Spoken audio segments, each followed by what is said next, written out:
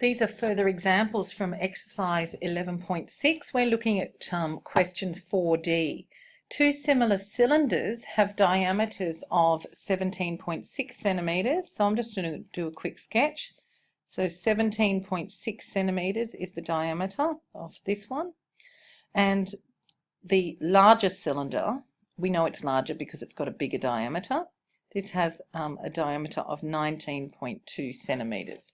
So two similar cylinders have diameters of 17.6 centimeters and 19.2 centimeters. We know that the larger cylinder has a volume of 2592 centimeters cubed. Find the volume of the smaller cylinder.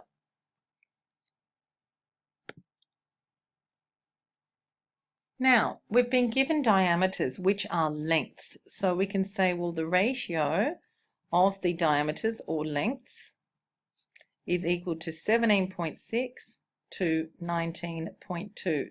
Now, you need to simplify that ratio. What I would do, you can multiply them both by 10, so you can multiply that by 10 or that by 10, but but then you'd still need to simplify it. The other thing that you could do is just go 17.6 ABC 19.2 equals on your calculator, and you will get a simplified ratio of the lengths. Okay, so if the ratio of the lengths simplifies to 11 to 12. Now the question was that the larger cylinder had a volume of 2592 centimeters cubed. You had to find the volume of the smaller cylinder. At the moment we've only got the ratio of the lengths, so we need to find what the ratio of the volumes is before we can go any further. Now, making sure that these are whole numbers, you wouldn't go and square the 17.6 and the 19.2. So the ratio of volumes is 11 squared to 12 squared, which is 121 to 144. Now that we've got our ratio of volumes, we can work out the volume of the smaller cylinder. So we'll call this vol, so volume. So that volume over this volume is equal to, so this is the smaller over the bigger, equals the smaller over the bigger ratio of volumes, equals 121 over 144. Now you can just solve that by multiplying by 2592. and working that out on your calculator. I get 2178 centimeters cubed. Just making sure that this is the largest cylinder, so it should have a bigger volume than this smaller one. That's a way, and we did get volume is 2178 centimeters cubed, which is smaller than that one, because some people may sometimes put this ratio, they may write it in the incorrect order. Okay, this is question 5. Okay, it says two similar cones have surface areas in the ratio of 49 to 4. What is the ratio of the slant heights? If you'd like to try this on your own, just pause the video and you can turn it back on when you're done. So ratio of surface areas, which is just the same as ratio of areas, but I'll write ratio of surface areas is 49 is to 4. Remember, this is area or surface area, so these both need to be written as square numbers. So it's 7 squared is to 2 squared.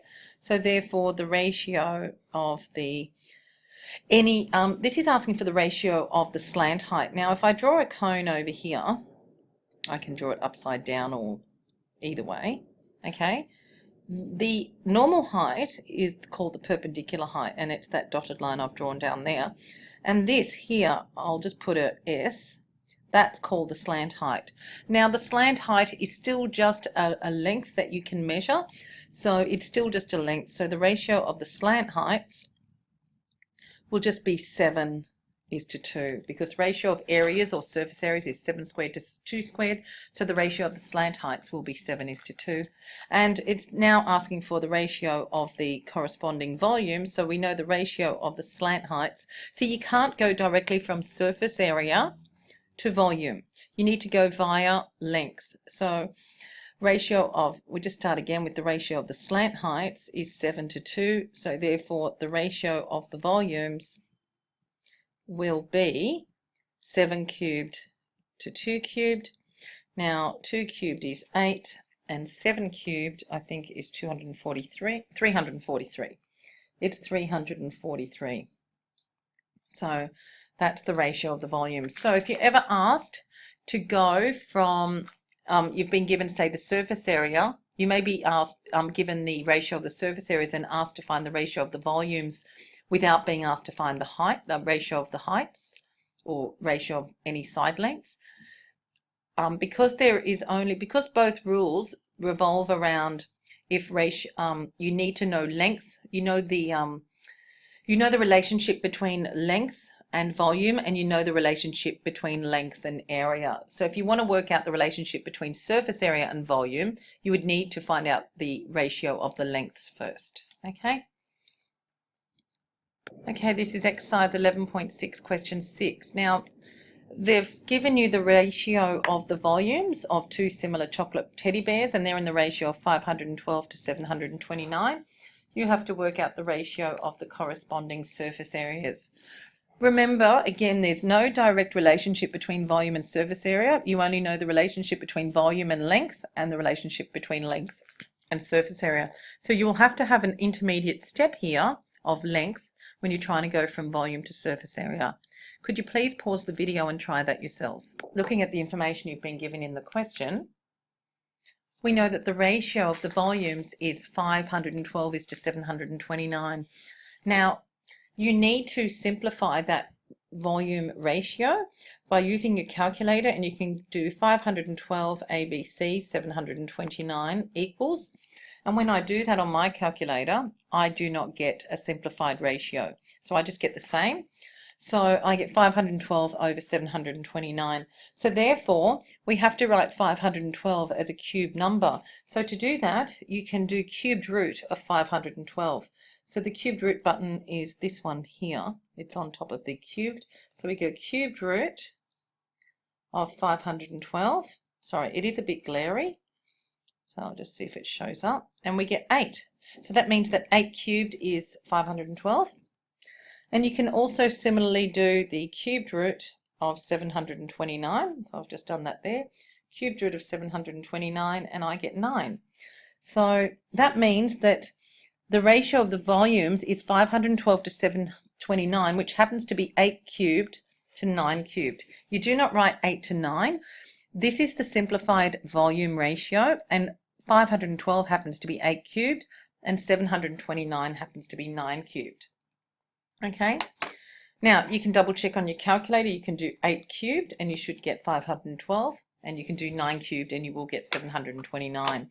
So that's the ratio of your volumes. Remember, you cannot go straight from volume to surface area, so therefore the ratio of any lengths will be 8 to 9, and therefore the ratio of surface areas will be 8 squared to 9 squared, which is 64 to 81. Okay. Exercise 11.6, question 7c. Find y if the solids below are similar. So we know the volume of both solids, and we're just trying to find the unknown side there, y. So because we know both volumes, girls, you can pause the video and attempt the question and then restart when you are ready. But you've got a complete set for volumes, so that's where you would start with. Okay, so the ratio of volumes is 562.5 is to 288. Now we can see that this is the smaller volume, that's the larger one, so we expect y to be bigger than 24. Now on your calculator you can do 562.5 ABC 288 equals, now I get this 1 and 61 over 64. So you would change the fraction to an improper fraction, and I get 125 over 64. So that equals 125 to 64. Now we recognize those both as cube numbers. So what cube gives me 125? Well, it's 5 cubed. And what cubed gives me 64? It's 4 cubed. So therefore the ratio of the volumes is 5 cubed to 4 cubed. So therefore we can now work out the ratio of any side lengths will just be 5 to 4. So now we can do, because we need to find out this side length, we go y over 24, set that up, is equal to, So we're going from there to there. These are in the same order as the diagram. If you make sure you do that, then you won't get confused. So y over 24 equals 5 over 4. These are side lengths, so we compare them to the ratio of the side lengths. And so therefore we get y equals 5 over 4 times 24. You don't actually need your calculator for this one because 4 goes into 24 6 times, and 5 times 6 is 30 centimetres. Okay, so therefore the side length of y, or the length of y, is 30 centimetres. Our last example is exercise 11.6 question 8, and it says that two similar cones have base radii of 7.5 centimetres and 9 centimetres. So we've got two cones. I'll draw them this way, sorry. And here's the larger cone. The radii of the radius of the smaller one is 7.5 centimetres, and the radius of the large one is 9 centimetres. Okay, it also says that the larger cone, so this cone here, has a volume of 198 pi centimetres cubed, and you have to find the volume of the smaller cone. Okay, so all that information is written there on the diagram, and you have to find the volume of the smaller cone to the nearest centimetre cubed. Okay, please pause the video and attempt the question, and then restart when you're done. Okay, so we've been given radii. Now these are just lengths. It doesn't matter whether you're given radii or diameters or slant heights or perpendicular heights. They are all just length measurements. So we can say that the ratio of the radii or lengths, any lengths, are 7.5 or is 7.5 to 9. Again, you need that is a decimal. You need to simplify that ratio. You can just do that using your calculator by doing 7.5 ABC 9, pressing your equals button, and you will get 5 is to 6. So therefore you can now look at the ratio of your volumes, which will be 5 cubed is to 6 cubed, which is 125 to 6 cubed is 216. So that's your ratio of your volumes. Now you have to find the volume of the smaller cone. Okay. Actually, I'd like you to give your answer in terms of pi. That would be good. So we want the volume of the smaller one. So we don't know that one. So volume over 198 pi. So volume of the smaller one over the volume of the larger one equals, remember I've written this all out in the same order as what it's drawn, so that way you shouldn't get confused, is equal to 125 over 216. Girls, actually I'd like you to keep your volume in terms of pi. So therefore volume is 125 over 216 times 198 pi. And so to do that, just don't put the pi into your calculator. You can just do 125 divided by 216 times 198. And actually we are getting a decimal anyway. So you may as well multiply it by pi. So we're getting 359.974. They want the answer to the nearest centimetres cubed, so it would be 360 centimetres cubed. Okay. And I'll just show that. Okay. So please do exercise 11.6, question 1B, 2B and C, question 3, 4C, 7A and D. These are all relatively straightforward. Also, if you could also attempt, go back, to exercise 11.5 and attempt questions 5 and 7 if you haven't already done so, and exercise 11.6 questions 9 and 10. I haven't set any further application questions yet. I will do some of those in class tomorrow. I'm actually just going to talk through some of those questions now. I'll just put them up on the screen and just give you some guidance. Okay, when we look at question 9, so looking at question 9, you're told that these two soft toys are similar and one toy is 3 times the height of the other. So therefore you can talk about ratio of lengths. Now, if this one is 3 times the height of that, it does not matter what height they are, but the ratio of this, if this was called 1, then this height would be called 3. So the ratio of the heights would be 1 to 3. When we talk about how much more material is required to make the large one compared to the smaller one, you have to decide, are we either talking about surface area or volume.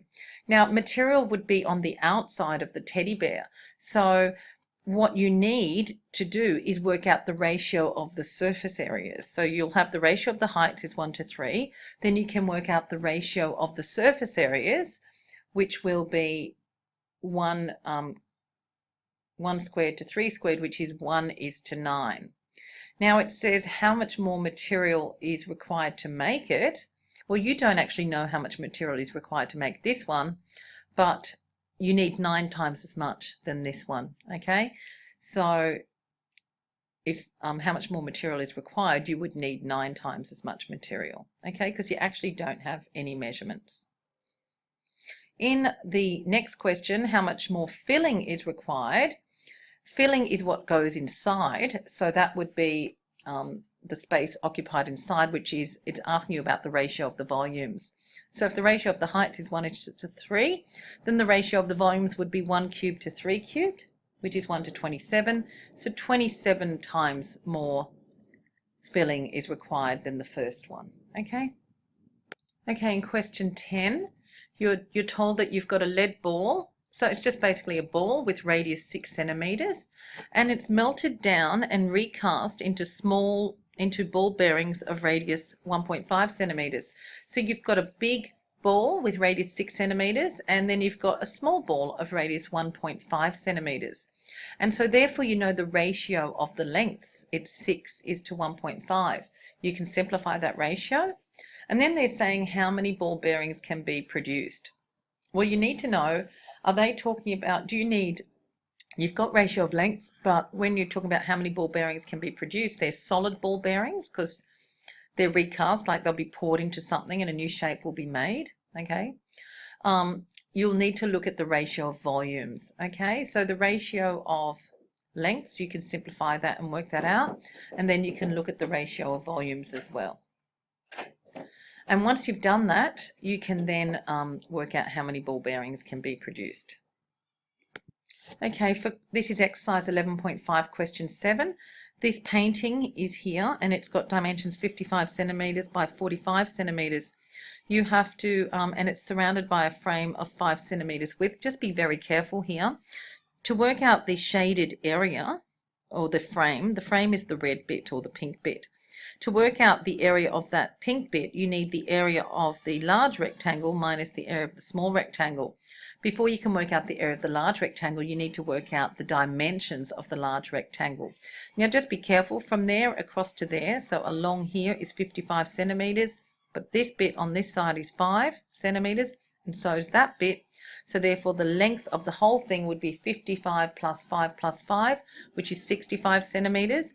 You also need to do this dimension here, this height, and it would be 45 plus the 5 up there and the 5 down there. So it's 5 plus 45 plus 5, which is 55 centimeters. So the dimensions of the large rectangle are 65 by 55 centimeters. You can work out that area and then subtract this smaller rectangle to work out the area of the frame.